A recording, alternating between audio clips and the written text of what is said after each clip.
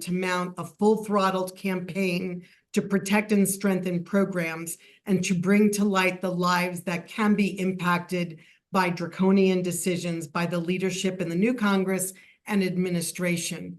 We would like to thank our generous funders listed in the slide that Leo's going to put up. There we are, who provide us support for webinars like this one and so many other activities sponsored by CHN. As CHN's executive director, Deb Weinstein, reminds me, this is not just a matter of programs. It's people who will be impacted. We should all rail against the choices that are being hoisted upon us, whether it's immigrants, children, women, people with disabilities, people of color, people struggling to make ends meet. They are all being harmed to pay for billionaires and corporations to get more tax breaks and other advantages. And we have all been confronted with extreme threats in the past, and we have persevered. As one who works in the anti-hunger field, we have succeeded in repelling attempts to make ketchup a vegetable. We school lunched Newt Gingrich, and we fought against attempts to block, grant, and weaken food stamps, SNAP, and child nutrition programs. To quote the political theorist Freddie Mercury, we are the champions, my friend. And finally, we look to Deb to provide some concrete examples of actions we can all take together. Acting as the whole, we will be greater than the sum of our parts. We will remind you throughout this webinar that we will be sending the recording slides and other resources tomorrow to all registrants. Also, you have a role to play in this webinar. Please type your questions in the Q&A box at the bottom of your screen, and we will take questions after each speaker. We are going to lead off with Linda Spears, who's president and CEO of the Child Welfare League of America, who will explain what's at stake for children and families. Linda, thank you for joining us. Just one small second. So sorry, Leo, if you just want to talk about the chat and the Q&A box, which we neglected to do before, and closed captioning for Right, 1 second. so and Linda, I can't wait to hear you. Thank you. Folks, if you're seeing caption on your screen, that is, we have closed captioning for this webinar on Zoom. If you are not seeing your caption, you could click on the more button in the Zoom toolbar to see caption, and you could turn on caption from there. And if you have a burning question for our panelists today, which I think you will, please use the Q&A box to raise questions. And then our moderator will introduce the question after the presentation of the speaker. I'll turn it back to Linda Spears. Well, thanks, Ellen and Deb. It's a delight to be here. I saw, as people were signing into the chat, I saw a few names that I recognized buzzing by quickly. So to all of you that I know, hello, and we're delighted that you are here. And to others that I don't know, hope to get to know you as well. You know, at Child Welfare League of America, and I think at many of the national organizations, we often can readily and easily find ourselves sitting in our own chairs, looking at our own pile of problems and looking at our own unique pieces of the policy advocacy agenda, and knowing that there's plenty enough work in housing, in food, in poverty, in child welfare, in welfare, and across all of the individual areas that come together to address human need. I think one of the things that CWLA has really doubled down on, and we're just coming out of our strategic planning effort and just about to announce a new strategic plan. And part of that has been really an opportunity to step back from the chaos and the confusion for just a moment to say one thing, and that is we are stronger together, we are better together, and the work that each of us does is synergistic with the work that all of us do. So the prime message I'm going to have for you is hard work nose to the grindstone, and never quit. Never ever quit. And I'll come back to that. Throughout the years, we've got our policy priorities as we are working on them for this coming year really include the things that we've always done, which is our child welfare policy agenda. And I'll talk a little bit about each one of these very quickly. But we're also doubling down in a couple of areas that we peripherally touch depending on the year. And one is economic support and poverty reduction. The other is leveling the playing field. Our new strategic plan very proactively asserts one core principle, and that is that improving lives for the young people, the children, the families, and the young people that CWA member agencies in our field serves is fundamentally about making sure that people have access to the things that they need in community in order to thrive and flourish.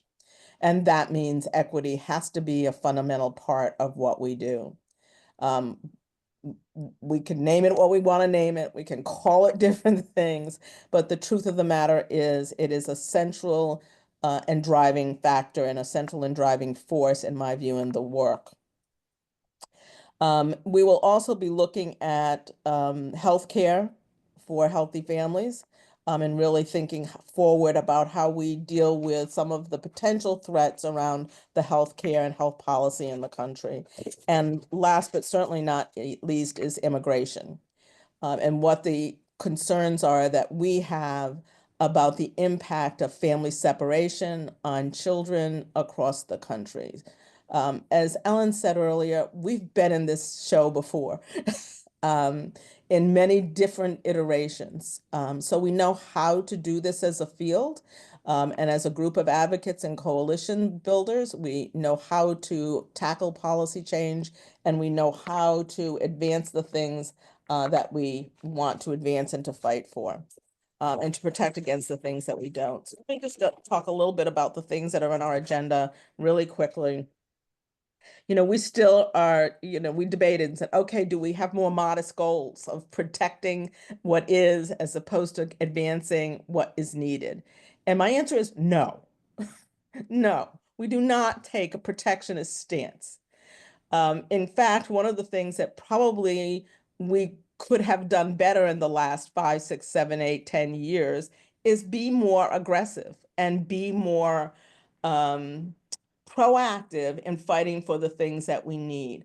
I look today at many of the things that we see in child welfare, the families who are impacted by child welfare, who in fact might be better off served in community, who in fact are dealing with fundamental basic needs challenges, who have those needs were met would not even come to the door of a child welfare agency. I set up opportunity in a panel, listened to a panel a couple of weeks back with moms and dads from across the country who were telling their stories of being involved in child welfare and what they had that was missing at the point at which they were there. Yes, many of them were dealing with substance abuse and substance misuse issues and other problems of family functioning.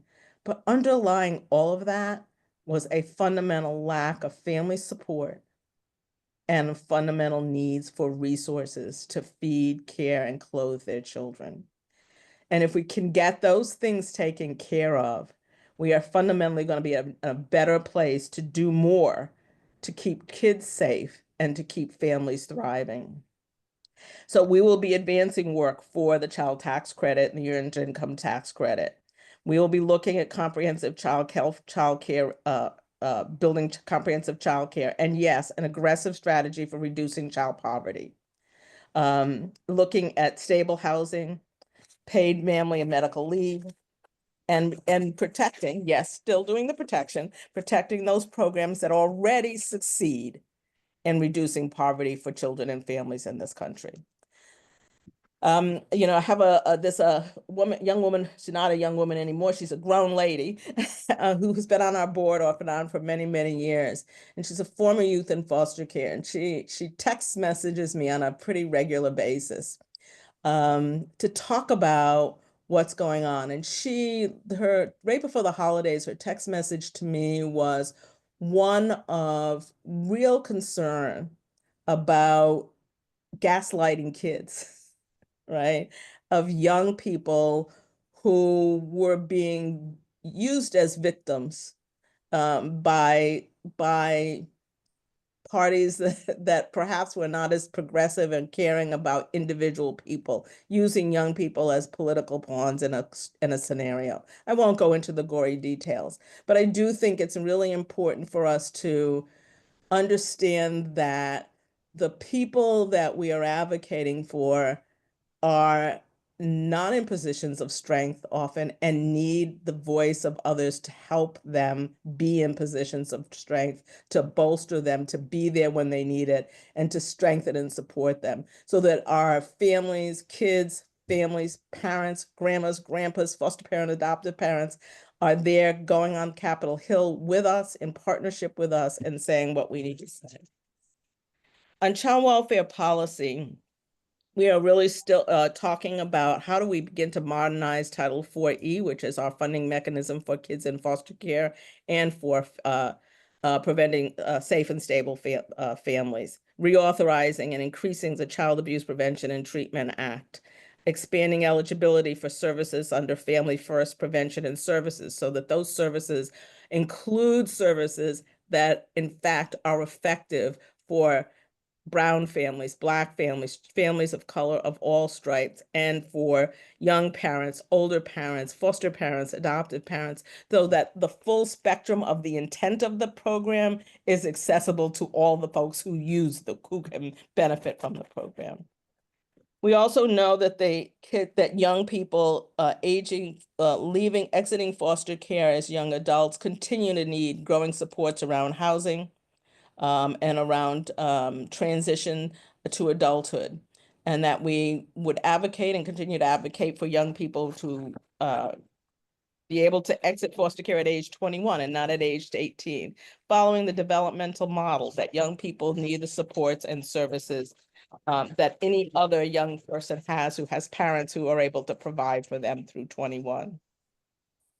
I think on the healthcare front, Medicaid coverage is one of the more important things that we are worrying about, and whether or not we have the range of services and coverage that our children and families are eligible for.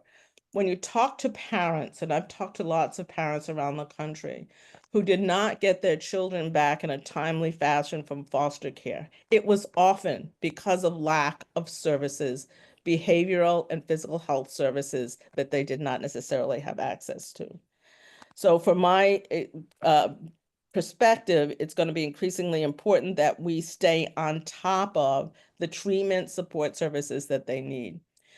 I talked to a commissioner last week on a state agency who was on the front lines, headlines of the newspaper because of children staying in hotels.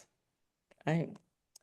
It's intolerable that because a child has a behavioral health problem, an issue, that there is not a treatment program, facility, or prevention program accessible and available at the moment that that child needs it. That parents face being involved in child welfare because no other system is there to support them. So in my view, this is not just simply a child welfare issue. That's a mental health issue. That's an access to treatment issue. That's an insurance coverage issue. How do we begin to address those things so that kids and moms and dads are not sitting in emergency rooms on a Saturday night because a kid had an episode and acted out at home and the parent can't manage? So critically important that we pay attention to those services and make sure that we have the supports we need. Likewise, for young moms and dads who are particularly families of color, who may be moms of color, who may be more vulnerable to health compromises and health inequities in our healthcare system, that those families get what they need rather than being struggled with, suffering from problems that might engage them. And then finally, on immigration, really the challenges of family separation that we saw back in 2016 and going forward in the prior administration are really concerning to all of us. kids who have yet to be reunified from that period. While much effort has been made to reunify young people from that period, not all of those kids' families have yet to be found. I will not go on. I know Raha will speak more eloquently about the immigration issues that are out there, but it is incredibly important that we talk about what that means and what the impact of that will be on us economically, and on families and children who suffer from behavioral health problems as a result of unnecessary separation and unnecessary traumatic separation from family. So with that, I will not go further. I do want to read you just one thing, and then I will go to questions. And this goes back, people like to quote Martin Luther King, so I won't be different from that, but I will not quote one of the things you typically hear. I will quote this: "Human progress never rolls in on the wheels of inevitability. It comes through the tireless effort of those willing to be co-workers." He cautioned us that without this hard work, time itself becomes an ally of the forces of stagnation.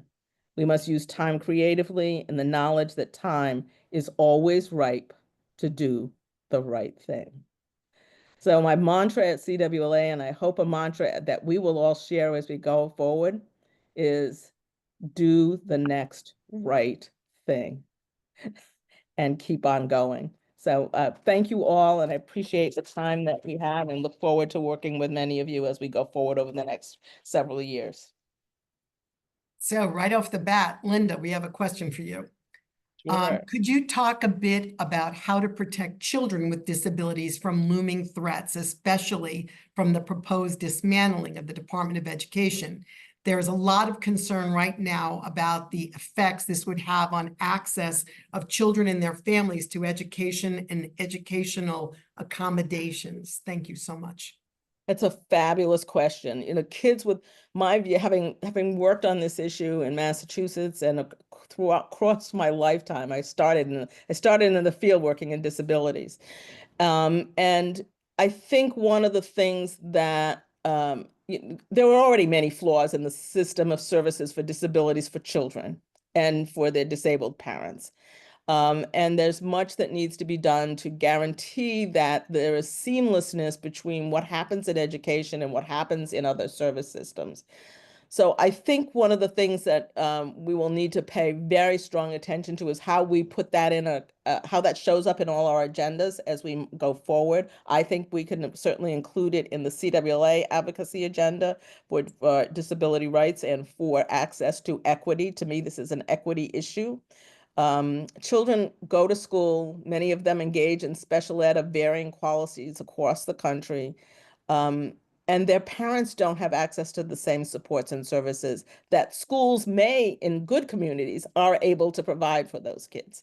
And in states like where I came from in Massachusetts, I'm not worried about disability services for kids going away.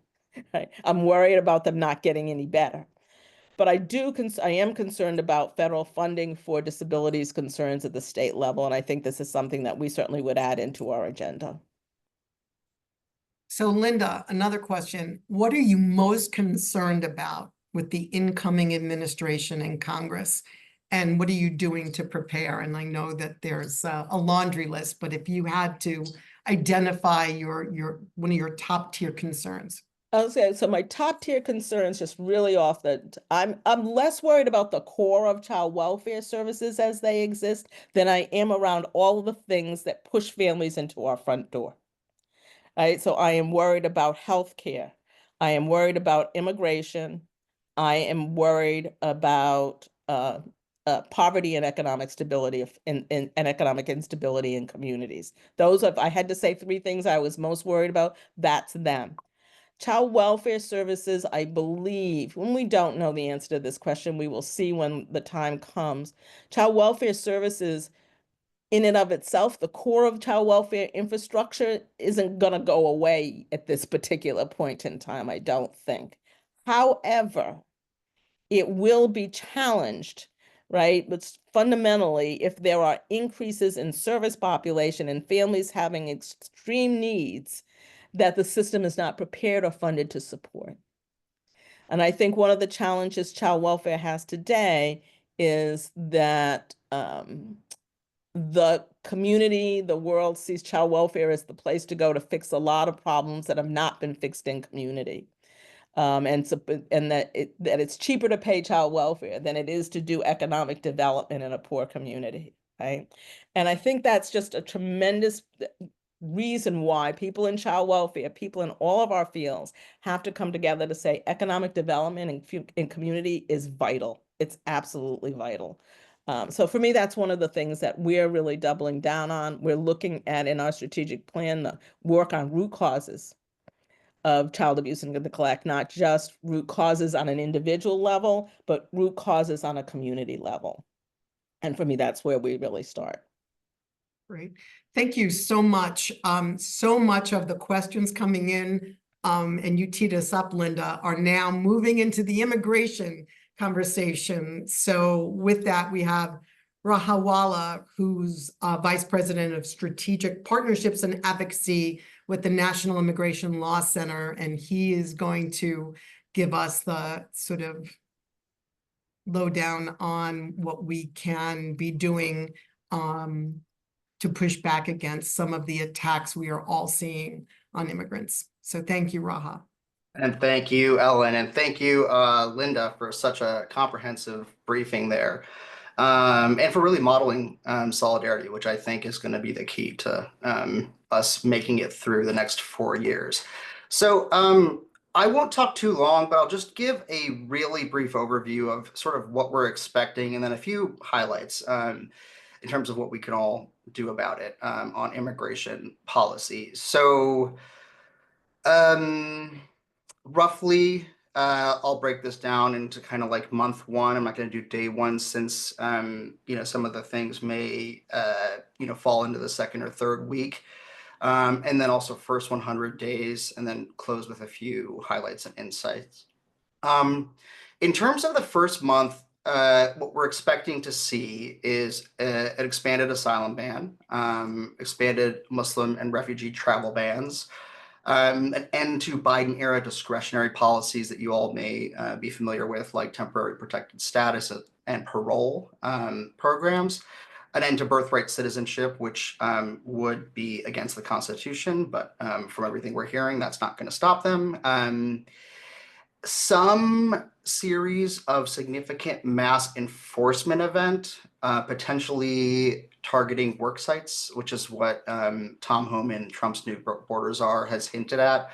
A national emergency declaration to attempt to open up the use of military and national security authorities for their mass detention and deportation plan. And then it's ending the sensitive location policy that protects courts, schools, hospitals, healthcare facilities, etc.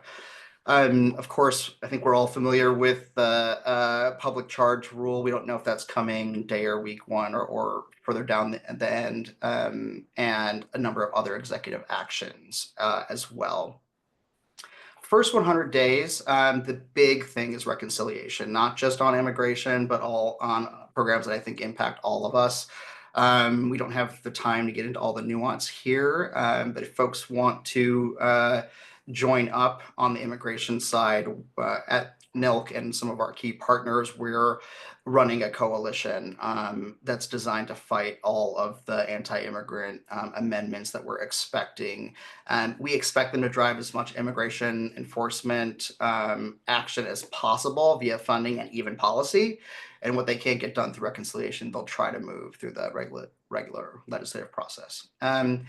So just want to close with some kind of big picture highlights and insights. So as I started with at the top, I've pretty much devoted most of my life to scenario planning. And I think the one thing that I have come away with through all of these conversations is what Linda focused on there, which is the need for solidarity. It is not an accident that they are trying to move the Laken Riley Act, which would increase mandatory detention for certain classes of immigrants and provide jurisdiction for states to sue on immigration. And they're trying to move that on the first official business in Congress. The plan here is to establish immigration as a wedge issue. This is not new. This goes back to the 90s, even 80s. And we're going to need to be in solidarity together on this issue and so many other issues that they intend to push at as wedge issues. And a note about the mass deportation plan that you've heard a lot about. What I want to say about that is that it is primarily about establishing fear, basically establishing a police state. I have no doubt they'll do everything in their power to ramp up deportations, but there's just honestly no realistic way that they can deport 11 million plus people. But they can, strike fear into the hearts of communities and immigrants to try to just make life as miserable as possible, and get community members to quote unquote self-deport, to use an old GOP trope in terms of immigration enforcement. Know your rights and know the law. A lot of what the Trump administration has promised to do here is unlawful, but they're going to try to get it done through consent and cooperation by using threats. This goes not just for immigrant communities themselves, but also the orgs that serve them and state and local governments that will rightfully refuse to aid federal immigration enforcement efforts. NILC and our partners can definitely help get you all set up with training and materials to be on the strongest possible legal footing. Fight when it matters, rest when it matters. There's going to be so much on immigration. We will reach out to you all when it really matters, and we will be there for you when it really matters. There will be inflection points, families separated, as Linda said, children being harmed, DACA recipients being threatened with deportation, and this could be what we need to shift the framework to secure much needed protections and even some proactive wins if we play our cards right. And in the end, I'll just close again with solidarity. And it's not just about being there for immigrant communities. It's also us being there for communities as a whole, because what's good for all communities is really what's good for immigrant communities. So count us in, let us know how we can be there to support. So thanks so much. I just want to let people in who are raising some great questions in the chat that some of your questions are better targeted to other speakers. So we'll get to them. And Debbie, we're just going to give you a lot of time to answer a bunch of these questions. First question for you, Raha. How do organizations that are serving neighbors through federal programs limit the information they collect to protect immigrants? Yeah, it's something that we've been grappling with, and many other organizations have been grappling as well. I would say now is as good a time as any, and this is not something that should have taken this long for us to all be thinking about, but now is as good a time as any to be looking at data retention policies, updating your data retention policies. And if you want to talk further about that, reach out to me. Happy to have some conversations. But ultimately, there's no need to keep information that doesn't allow you, they are not required to keep to conduct regular business. And you're also not required to hand over information unless there's a subpoena or a warrant as well. So that's there's a lot more to it than that, but just reach out to me and happy to walk you through it. So a lot of the questions that are coming up in the chat are questions sort of relating to what can we do at the local level to push back against some of these egregious efforts, and in particular, resisting deportation. Do you have any advice for people who are on this call who represent local agencies and advocacy groups? Absolutely. And some of it is tailored advice depending on the sector that you're in. If you're in the education system, if you're in the healthcare system.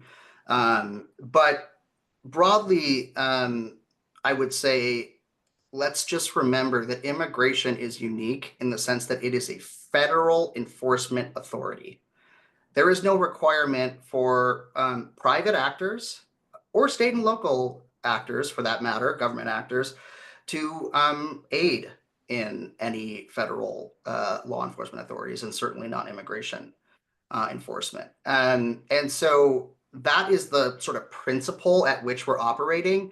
And then there are specific nuances as it pertains to each sector, because the federal laws are a little bit different depending on which sector you're in. So that's why I really emphasize the sort of know your rights piece of this, and where we and our other partners can help out with trainings and other support structures to help you get in as strong a footing as possible. Great. And last question, given the news that Meta is removing their content moderation arm and instead relying on users to flag misinformation, whoops, just popped up. Right. Let me get to this question. How do we combat the use of disinformation online about immigrants and mixed status households to combat threats they might face from other citizens / peers, not just governmental entities? Yeah, and this is where a little bit of my being an old school kind of civil and human rights lawyer comes out. I mean, I think the antidote to incorrect speech and bad speech is always more quality, accurate speech. However, it's certainly disappointing to see restrictions on misinformation being rolled back further. And I think we need to have more accountability and focus on ensuring that people get access to quality, accurate information. But I did see that development, and I am quite worried about it. Prerogative of the chair, I'm going to ask you one more question because we're getting a lot of them. And what would be the immediate impact with eliminating birthright citizenship on children's services and eligibility? And could you just tell us more about this daunting threat in front of us? It's a huge threat.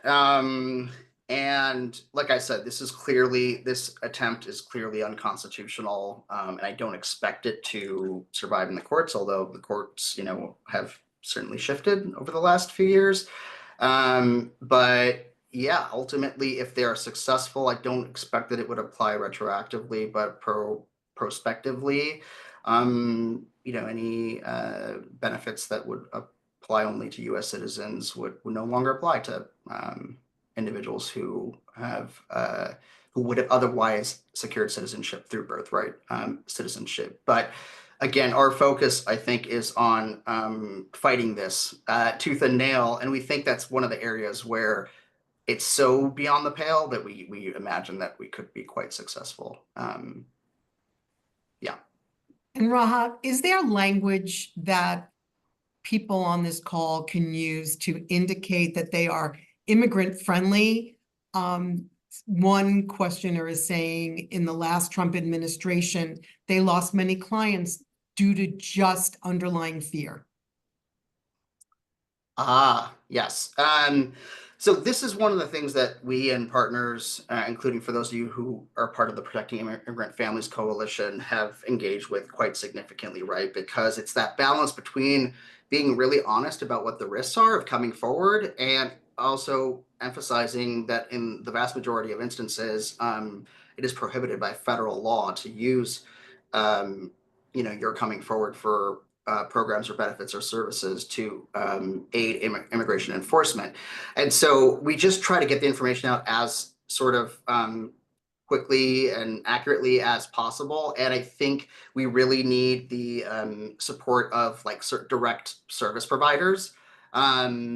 And we can definitely work with you on getting the right language onto your website, or through your client mailers or anything else, to really encourage people to not self-select out of programs that they're eligible for. Thank you so much. I'm sure there'll be more follow-up with you in the very near term, given how cross-cutting this issue is in all of the programs that we work on. So thanks so much for being here today. Thanks. Next, we have Amy Matsui, Senior Director of Income Security at the National Women's Law Center, and she is going to talk to us about the tax justice issues that are ahead. And a big, warm shout out to everyone on this call who worked so ferociously in the last Congress on extending the child tax credit. We are not done yet. Go, Amy. Thank you so much, Ellen.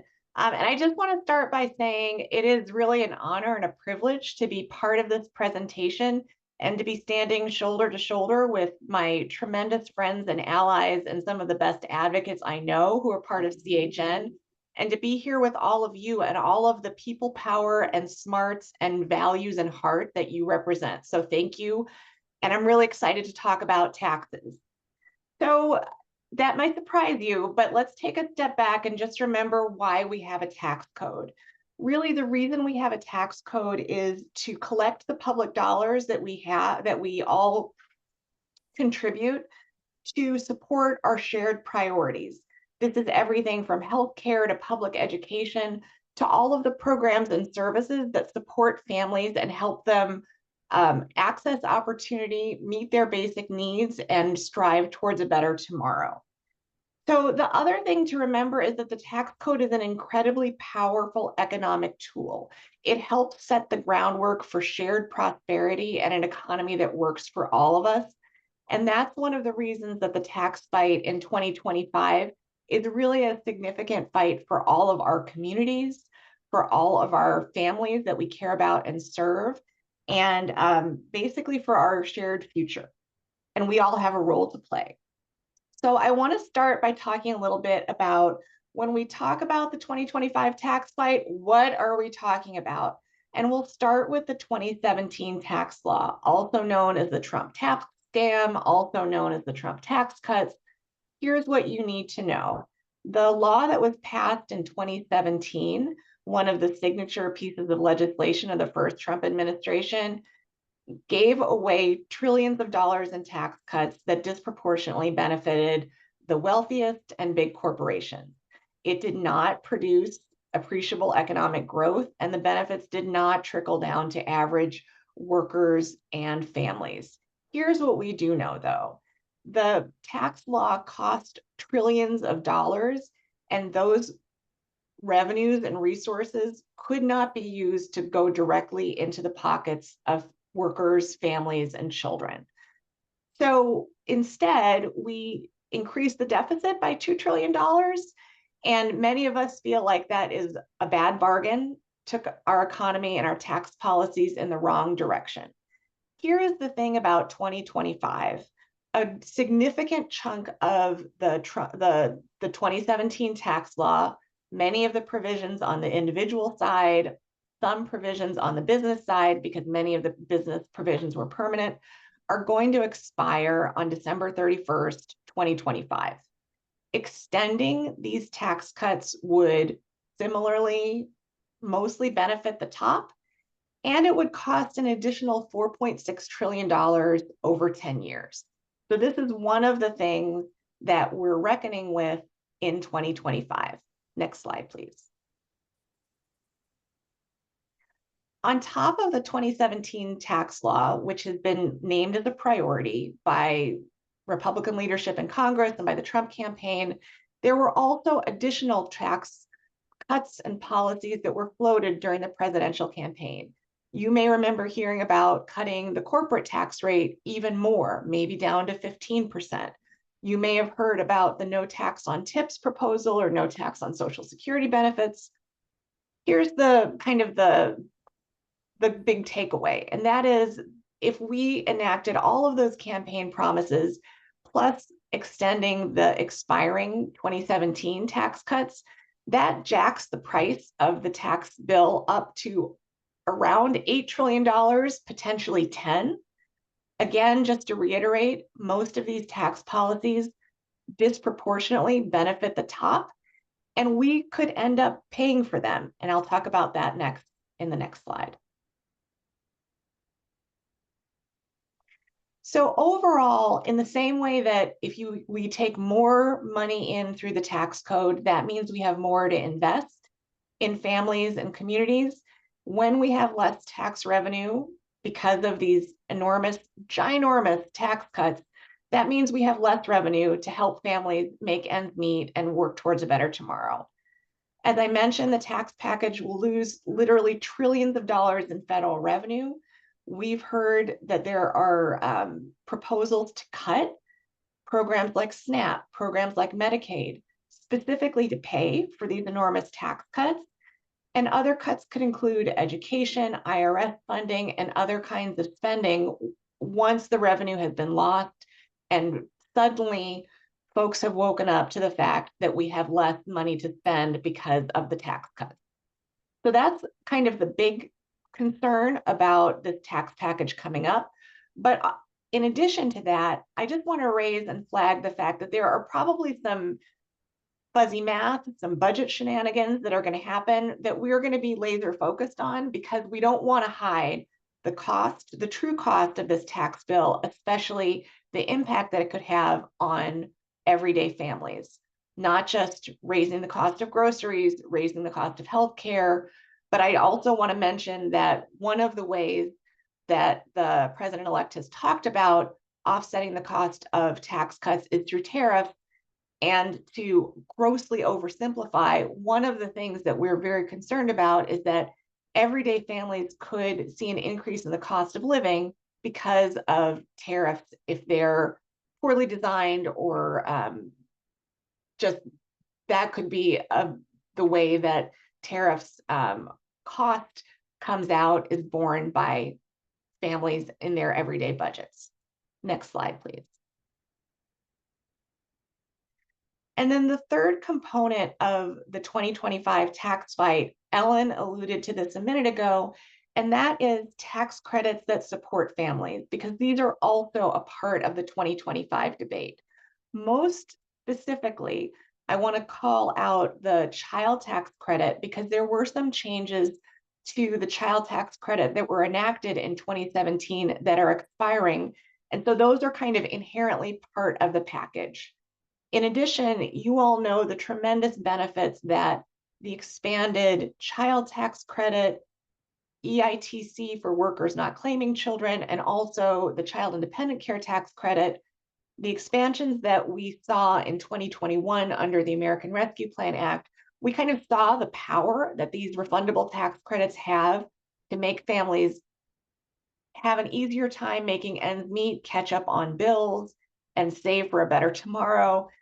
Those tax credits expansions unfortunately expired, but they're still kind of should be part of the conversation in 2025 about the ways that tax policy we know can make a difference for families and the direction that our tax policies should be turning. And then last but not least, I want to note that the expanded subsidies for healthcare under the exchanges is through the mechanism of the premium tax credit. And those expansions also expire at the end of 2025, even though they weren't part of the 2017 tax law. Next slide, please. One thing that I want to name specifically about the child tax credit, because I mentioned that changes are expiring, that kind of means that the door is a little bit open to be making tax law changes to the child tax credit. And there are definitely some things that we are concerned about, risks to our neighbors and communities that I want to flag briefly for you all. First and foremost is that the changes that were made in 2017 helped families more at the top of the income scale compared to those 2021 changes under the American Rescue Plan Act that we were fighting so hard to reinstate and restore. One other threat, in 2017, the tax law took the ability to claim children who don't have Social Security numbers, who instead are claimed with individual tax identification numbers. Previous to 2017, those kids who are dreamers could be claimed for the child tax credit. After 2017, they could not. And so we're very concerned that not only could this exclusion continue, but even more changes that would disproportionately harm immigrant families could be kind of inserted into the 2025 tax debate. So that's something that we're watching with concern and ready to fight back against. There's some other problematic changes, proposals that have suggested paying for improvements to the child tax credit by cutting other benefits. And then also even the possibility of kind of laying the legal groundwork for a nationwide abortion ban by including fetuses as being claimed for the child tax credit. These are all things that we're really worried about, in addition to kind of quote unquote reinforcing work requirements, which is making families have earned income in order to get a refund from the child tax credit. Next slide, please. So I'm going to double back to something that Raha mentioned in his remarks, and that is to talk a little bit about how do we expect this tax bill to take shape. So as you all know, the Republicans have control of the House, they have control of the Senate, and they have the control of the White House. And they're likely going to be using a special legislative vehicle to avoid a filibuster in the Senate, because while the Republicans control the Senate, they do not have a supermajority. The budget reconciliation process means that a simple majority can pass this legislation. And in January, we're expecting a budget resolution that's a little bit a sketch or a blueprint for what the reconciliation bill could contain. It basically needs to signal how much the deficit would be increased, and then after that, the legislation would be drafted. You all may have heard in the last couple of days discussion of, is there one reconciliation package? Are there two reconciliation packages? But basically what you need to know is that there could be border related policies, other spending related policies, as well as tax policy in either or both of reconciliation bills that are drafted after the budget resolution is laid out. Once that legislation is introduced, the normal committee process and markup will take place.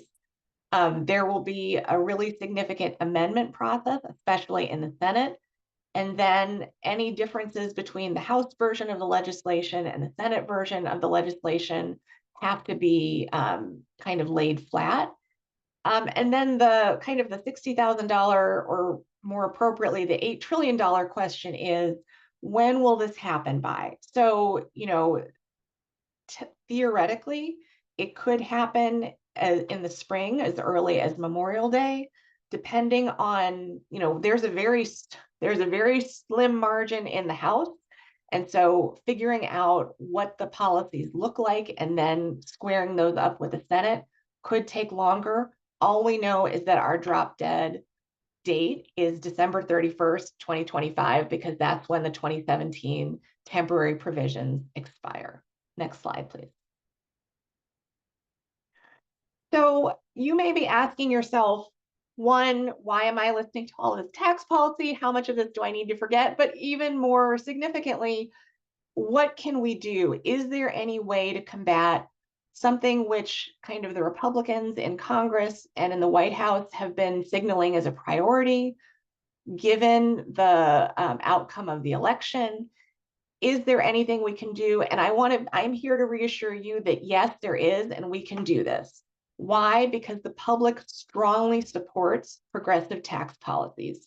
I'm sharing with you just one data point on this, and this is polling that the National Women's Law Center did on election night.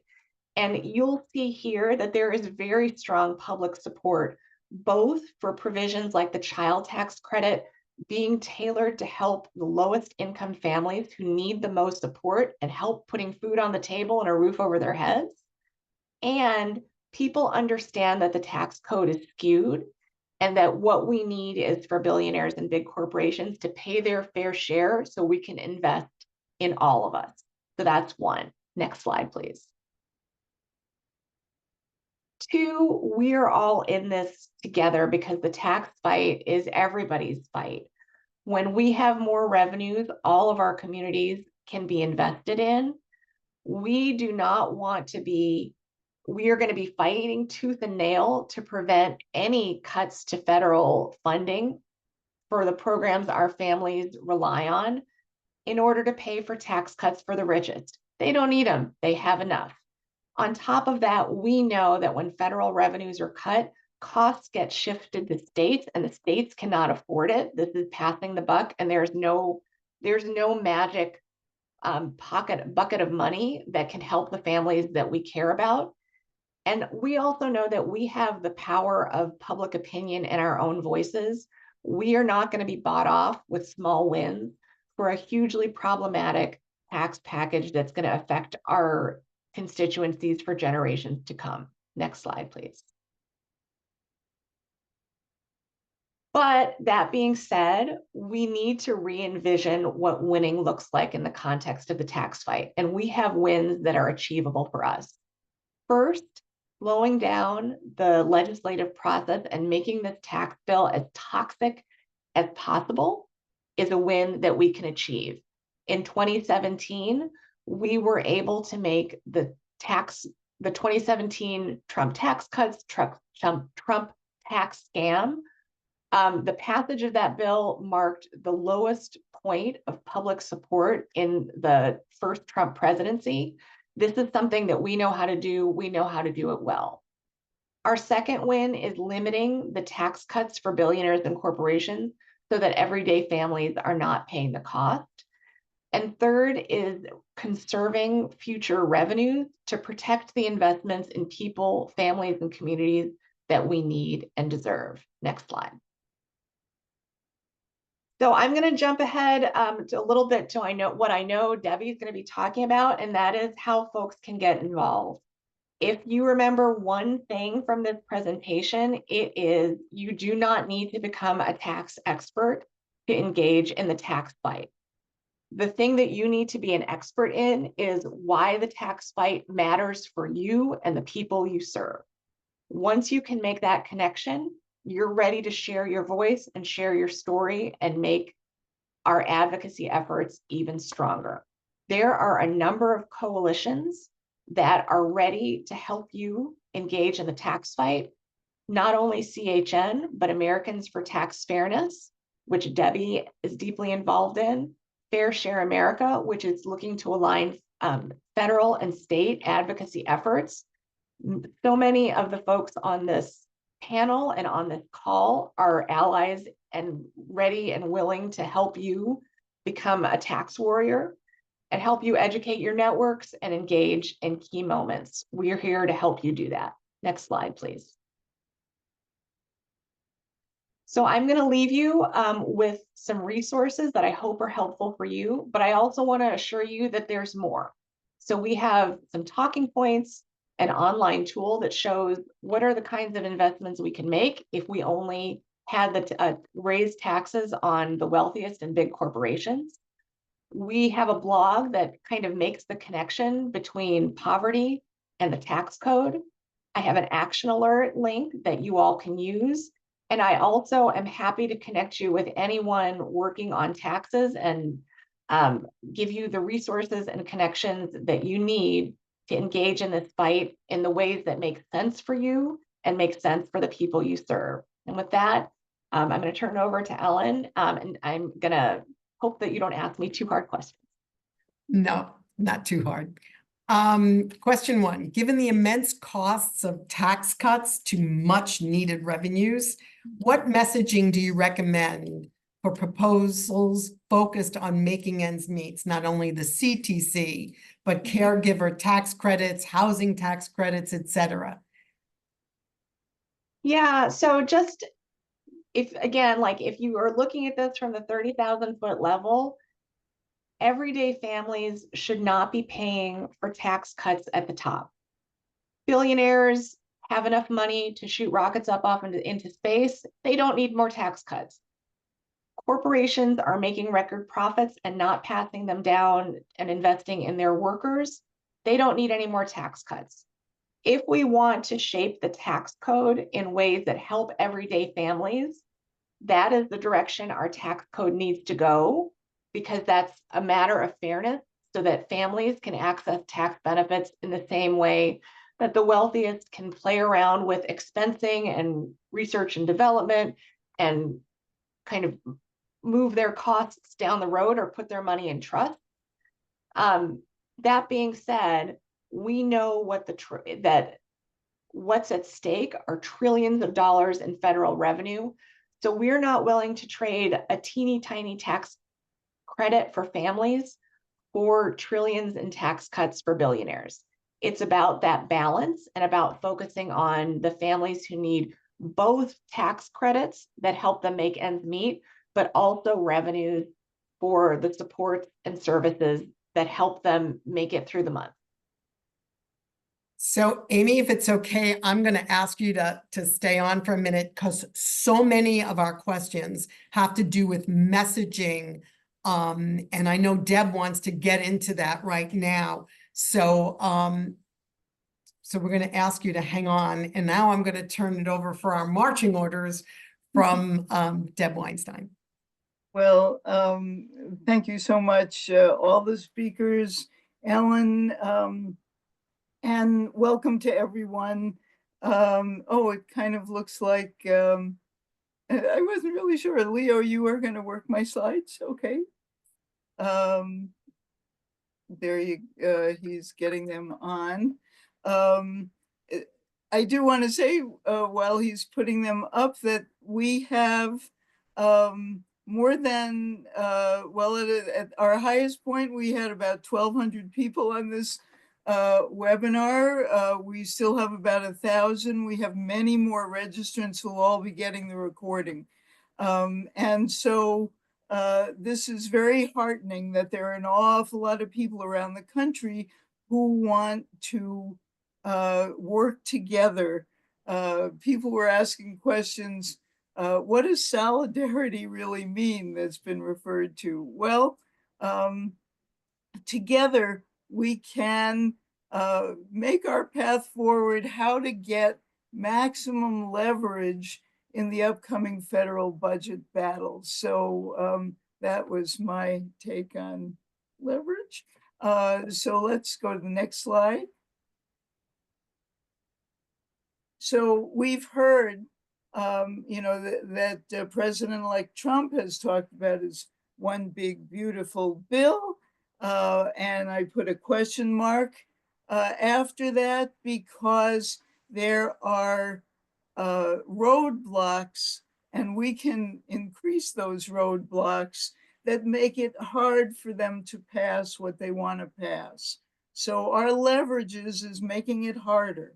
Again, we don't know, as has been said, whether it's going to be one or more big bills, but the roadblocks on the House side of an extremely small House margin, differing priorities among House Republicans, not to mention House Democrats, which make it hard for them to pass legislation. The more you put many issues together in that big, beautiful so-called bill, the harder it is to get that agreement. And all of that together in my little mathematical formulation here does not equal one big, beautiful bill. So next slide. So a little more about all of the kind of leverage points that, that we can make use of. That small House margin, as you've seen, there will be a few departures as some House Republicans move into administration positions or have left.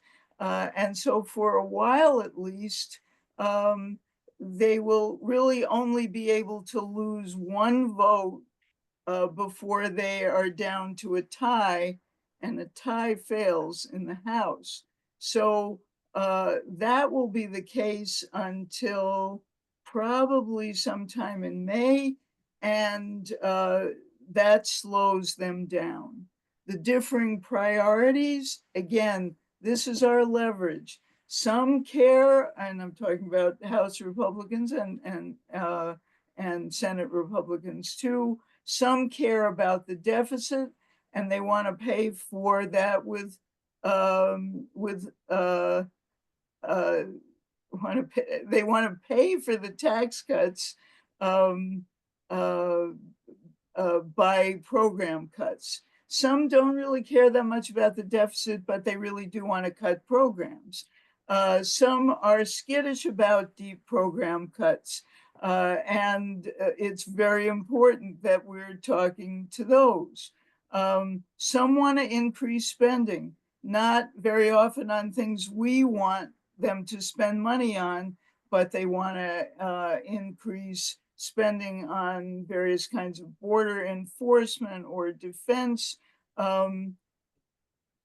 They are in opposition to those who want to cut a lot of taxes or those who are worried about the deficit. Some want to shut off all immigration, but some don't, as we've seen. People like Musk and Ramaswamy, they want those sort of professionals to be able to come in. Others want to shut everything down. Again, more differences. Some just want to extend the 2017 tax cuts that Amy just talked about. Some want more tax cuts. Every disagreement puts them closer to not having enough votes to pass this. Again, is this one big bill or more than one bill? You've already heard about that. Some want to cut spending, and they will make that the cost of agreeing to raise the debt limit. And some who want more spending will object to that. Some want to pay for tax cuts, some don't. And some want quick wins, and they don't think they can get that by one big fat bill. So those are all issues. Next slide. So that's where you come in. This actually was a very small and wonderful sculpture created by my granddaughter. And the SG really is supposed to mean super grandma, and you can see her cape and all that, and it's very terrific.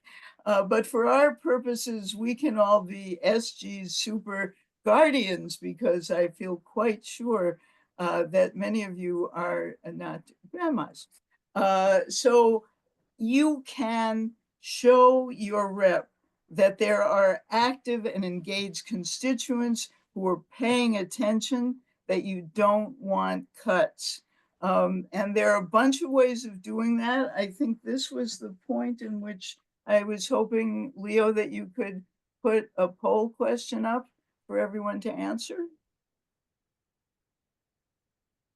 So this will just take you just a couple of seconds. I think you can choose as many of these as you want, not just one, right, Leo? So which would help you take action?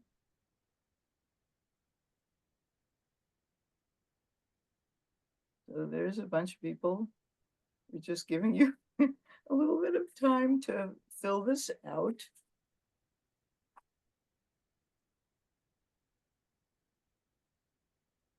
So Deb, I'm just saying in the Q&A, we're getting a lot of questions about effective message language and ways to lift up the human needs programs and also push back against the tax cuts that disproportionately go to billionaires. Right. And we're not going to totally answer, give you the be all end all answer to that, but we can suggest a few things. What we want to talk about are ways you can get those answers, and some of this will do that. Maybe now, what do you think, Leo? Everyone answered, but maybe we don't want to take more time and let people see how people answered. Okay, any last 3, 2, 1.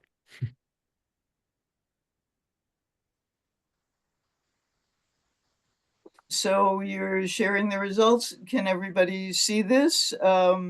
We've got the smallest number of people want practical tips on how to set up a meeting with a member of Congress. I'm laughing about that because we're gonna give you some tips about that. But a lot of people wanted fact sheets on proposals being considered in Congress, want state-specific information. Effective message language was popular, as Ellen just was noting. State-specific lobby coaching and strategies was popular too. Okay, we can stop sharing and maybe go on to the next slide so I can finish up. Do I get rid of it? Oh, maybe I get rid of that. Okay, so we are going to give you a lot of resources. We are going to give you, and there are things going to appear in the chat as links, but we'll also have them in the follow-up emails, a toolkit that will tell you how to set up a strategic group meeting with your rep, with a lot of helpful template documents that include the makings of fact sheets, places to insert state and local data. And we also have a truckload of state and congressional district and metropolitan area data that you can use in resource libraries on our website. I'm going fast now because I want to get to Dorian. We will, but those state and congressional district data allow you to talk about poverty, how many people are spending a third or half of their income on rent, health insurance data, again, what the story is in your state, your congressional district.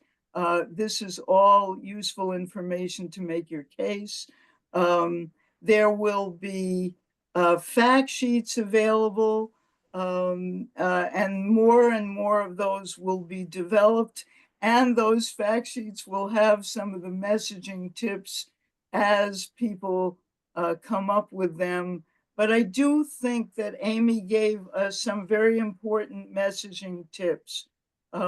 We want to protect the programs that people need, that help everyday people meet their costs and lead a better life. And the worst thing that we could think of would be cutting those programs to pay for tax breaks for the ultra wealthy and corporations. But we also want to provide you with updates and action steps. And if you can shift to the next slide. This is a link and it'll also be in the chat, I hope, in the follow-up email. We hope as many of you who are state and local advocates, especially if you're affiliated with organizations, sign up for our Federal Connection listserv. And that is one way that we will keep providing you with the information that you need on a regular basis. And one way that we do this is every other Thursday at 3 p.m. Eastern time, noon Pacific time. We have Zoom meetings and we will have a training with the practical steps for setting up a meeting with your member of Congress, how to make it strategic. And that will be happening. The last slide. Okay, you know, you can be an essential part of that leveraging, and you can do it by being strategic about the kind of people you bring together for these meetings, and they will cut across faith groups, people who are interested and work on different service provider areas, people who care about the young or the old, who work in the healthcare sector. All of these differences will help strengthen your case and leverage the divisions to prevent the cuts. Thanks, and let me stop there. And I think maybe, Ellen, we should go right to Right. Dorian, and then if there are time for questions, we can take them. So all this is being laid at your doorstep, Dorian. So much in the chat is about how we organize together, how we message together, how we act as a coalition. So we are anxiously awaiting your words of wisdom. Well, thank you, Ellen. Thanks to my colleagues, Linda, Raha, Amy, and of course, the tireless Deb for this informative webinar. It's an honor to be here with the CHN family and all of you. And as you've heard, we have a crystal clear choice in front of us as a nation. It's either tax cuts for billionaires and oligarchs or funding for childcare and healthcare and food and the basics that we all need. And as we've heard from our previous speakers, the incoming administration and Congress are explicitly talking about cutting Medicaid and SNAP and other core programs as they execute their plan to attack immigrants, to push through still more tax cuts for oligarchs and billionaires and corporations. And just to say, this is very personal for me. My brother and my 9-year-old nephew depend on Medicaid and the SNAP program. And it means the difference between access to care for long COVID, in the case of my brother, versus more trillions of dollars redistributed to the wealthiest, or between putting food on the table versus more of our collective resources going to the wealthy few. So I'm an organizer, and I want to leave you with 3 principles or rules for organizing for this moment. Just to say, none of this is rocket science, but it is political science. So rule number 1, don't assume defeat before we begin to fight. Don't assume defeat before we begin to fight. Remember the lessons from 2017 and 2018 when we had to wage this fight before. We collectively pushed back against the attacks on the Affordable Care Act, on Medicaid, on SNAP. And I remember very, very clearly in January 2017 being in conversations in DC where the conventional wisdom was that we were going to lose. Advocates around the country made that conventional wisdom wrong, because we beat back those attacks successfully and won, and we have to do that again. So when we fight, we win. And even, I don't think we will, but even when when we fight, we lose forward and not backward. Deficit hawks have weaponized the deficit to go after programs that provide basics like food and healthcare while preserving those tax loopholes that foster concentrated wealth in this country. And that concentration of wealth is at the heart of the attack on our democracy. And so to have a healthy democracy means that everyone has to pay their fair share. And this upcoming tax fight is the opportunity in front of us to actually present a different set of values. So that's rule number 1. Don't assume defeat before we begin the fight. 2, all Goliaths will overreach, and they always have kryptonite. Trump is set to beat his own record set in the previous term for the most amount of billionaires in a cabinet. David can beat Goliath, but it requires smart strategy and execution. And by the way, don't trust folks, and be sure to challenge those people whose first instinct is to punch down at immigrants, to punch down at trans folks, to punch down at those with disabilities. We, as Raha reminded us, this is a moment for solidarity, and we have to make sure that all of us are protected. Last but not least, 3rd rule, good offense puts them on defense. We need to keep fighting for our vision of the future. We have to keep on offense and not just play defense. Fight for what we're for and not only what we're up against. So what can we do? And CHN is going to provide those resources and support. You can connect with other groups in your area and engage groups you already belong to. Of course, you don't need many tips, it appears, but work together to reach out to your congressional delegation and do it repeatedly. If your focus is on state and local work, make sure to keep in touch and engage your state and local electeds as well, because these federal fights will not just hurt their constituents, they will also blow a hole in local and state budgets. So it's really important that we engage all of our elected officials in this fight. And of course, storytelling and narrative work, sharing stories on why these services matter in your community, and especially to those most affected, are really, really important. The other side is telling a compelling story on why our communities will get what they need if we just stand with billionaires and against immigrants and trans communities. We have to do a better job of telling our story of how we're stronger together, and that if we stand together in solidarity and fight together, we can win real transformative change. So to all of you super guardians, to use Deb's term, we know that when we fight, we win. And I do believe that we can win in this environment, just like we did back in 2017 and 2018. And with that, I'll toss it back to you, Ellen.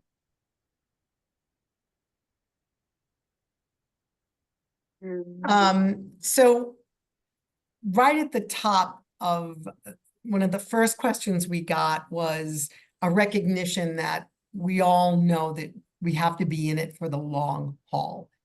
And knowing that they're going to be attacks coming from all different areas on a litany of programs, what advice, Deb and Amy and Raha and Dorian, do you have for the advocates on this call who know they have to sort of prepare for the longer haul and how to avoid the sort of depression and burnout that can come? And Dorian, you mentioned just walking in with this attitude of this tsunami hitting us. How do we sort of parse it out so we can stay engaged and active?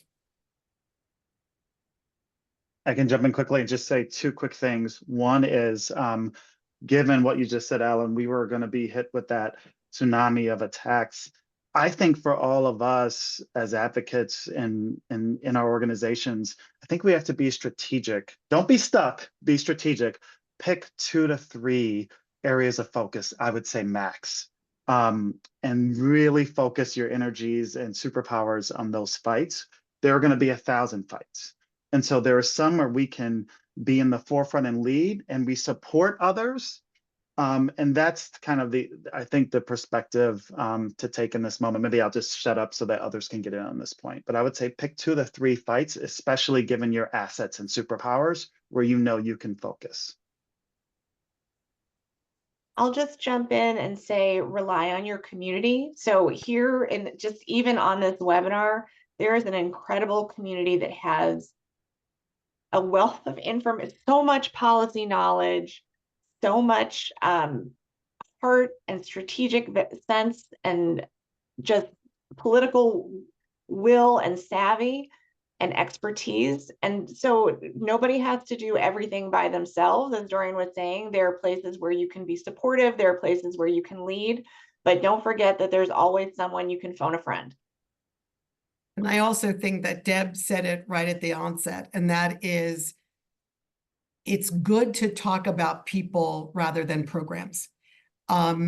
Members of Congress oftentimes remember stories about an individual person affected by a policy more than they remember the policy. So working with your state and local affiliates or partners, giving them the resources to keep it real and to keep it about constituents who are affected by these policies, I think is really going to be important. And in all of our messaging, in all of our resources, we have to talk about the numbers of people affected and then put a face on that. I could just add, well, everything that everybody has said is right. You can't lead on a whole lot of different issues. But speaking as someone who works for a coalition, I think it is possible for us to join in support of the groups that are leads on whether it's immigration issues or SNAP, anti-hunger issues, or Medicaid. We're not the leads on all of those things. But for instance, recognizing that Medicaid is likely to be a real target, we brought big list type email groups together and in December got 220,000 letters, emailed letters sent to Congress saying, don't cut Medicaid. No one really broke their arm that much by sending those individual emails, but that's a start of communicating a message that we're all in this together. It's something that we're going to have to do on the immigration issue, as Raha has been telling us. It's really important that we just, we support, we don't leave people vulnerable while they're being attacked. And remembering again the strategic role here, that, you know, leveraging this division, how very divided members of Congress, you know, within the Republican caucus are, that some of the issues are going to sow division and slow them down and make it impossible for them to do some of what they want to do. So that has worked in the past, you know, and it can work again.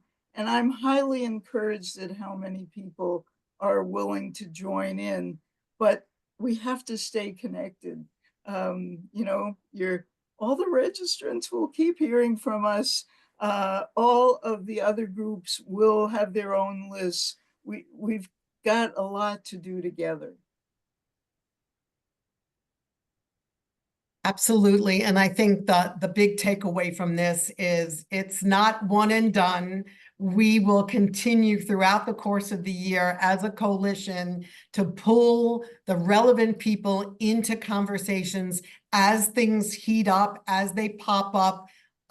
Deb, Meredith, and the CHN team will just continue to provide events like this so that you're up to date on what's happening, and most importantly, provide you with a coalition's worth of resources to help get your organization through particular threats. So we will be in touch. We will continue to provide you with the resources you need. Deb mentioned the Thursday calls that you should be signing up for. And Deb, any other last minute thoughts? Just to emphasize, you know, we are making the point that one of the first most important things that people all around the country can do is to set up meetings with their member of Congress, to work with other groups. Again, here's how you're strategic. You know yourself. In your particular community, maybe it's really important to have somebody from various religious organizations. Maybe it's important to get somebody from a health provider entity or childcare or many other specifics. Figure that out, bring people together, use the toolkit that we're sending you and that was already in the chat, but you'll get tomorrow, to know just how to do it. And on January 16th, in that Federal Connection meeting, we'll tell you even more how to do it. That's a start. They should all know we are paying attention and holding them accountable for the decisions that they're contemplating. So stay in touch, stay strong. As they say in the airplane, put your face mask on first so you can be there for others. It's going to be a long slog, but we're all in it together. And that always makes a huge difference in outcomes. So we look forward to working closely with you over the course of the next year or two. And there'll be more trainings, more webinars, more information. There's been a lot of questions about those of you in blue states. Your members are with you. What can you do to sort of make them into champions? And so there'll be a lot more coming at you over the next few months and years. So thank you for joining us today. And Leo, any final comments? People will be getting the recordings tomorrow and People will be resources? getting a recording and a resource from us and our panelists. If not tomorrow, then the day after tomorrow. So be on the lookout for it on the email. Thank you so much for joining. Thank you, Ellen, for moderating. Great. And thank you to everybody who joining. We have a lot of people join all over the country, and we look forward to working with you in the future. And be sure to sign up to our Federal Connection email group. Bye bye, everybody. Take See you care. soon. Bye-bye.